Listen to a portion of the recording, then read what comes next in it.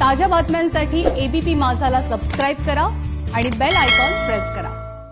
नागपूरमध्ये घडलेली घटना सविस्तर पाहूयात। इथे एकतर्फी प्रेमातून एका तरुणानं संबंधित युवतीची आजी, तिचा 10 वर्षाचा भाऊ यांची भरदिवसा हत्या केली। त्यानंतर हल्लेखोरांना स्वतःला रेल्वे रुळावरती टाकलं आणि धावत्या रेल्वेखाली त्याने आत्महत्या केली, अशी धक्कादायक माहिती समोर आली आहे। या घटनेतील मारेकरी अल्पवयीन असल्याचं कळतंय। संबंधित युवती कॉलेजमध्ये द्वितीय वर्षात शिकत होती। तिची आणि आरोपीची इंस्टाग्रामवरून ओळख झाली होती। आरोपी तरुण प्रेयसीच्या भेटीसाठी यायचा, तिच्या कुटुंबियांशी वाद घालत असे। एकदा तिच्या भावालाही त्यानं मारहाण केली। त्यामुळे त्रस्त तरुणीच्या कुटुंबियांनी तिला मामाच्या घरी नागपुरात दुसऱ्या घरी पाठवलं। त्या ठिकाणी तो पोहोचला आणि तरुणीबाबत आजीकडे विचारणा करायचा। आजीने तिचा पत्ता सांगायला नकार दिल्यानं तो संतापला आणि त्यानं आजी आणि तसंच तरुणीच्या भावाची, लहान भावाची हत्या केली। यानंतर या तरुणानं मध्यरात्री स्वतःही आत्महत्या केली।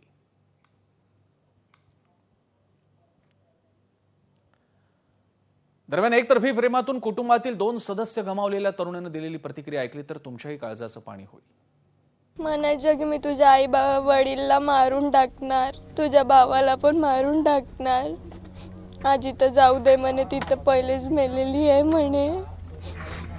आणि खूप टॉर्चर करायचा, म्हणत होता मम्मीला खूप मारेल, तिचं रेप वगैरे करणार आहे, ते खूप बोलला होता। आणि मग त्याच्यानंतर मग तो शांत झाला तर म्हणायचा की मी रागारागात बोलून देतो, आपण लग्न करू येते। पण मला काहीच ट्रस्ट नव्हतं त्याच्यावर। माझा आता 1 महिना झाला मी बोलत नाहीये त्याच्यासोबत, इग्नोर करत होती त्याला, अवॉइड केला, खूप अवॉइड केला, पण तरी पण तो मानला नाही, बिलकुल नाही मानला।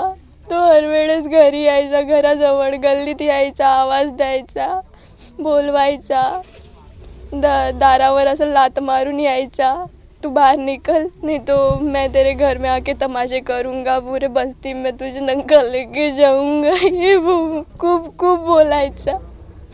मग मी त्याच्यासोबत जायची, तो मला खूप मारत होता।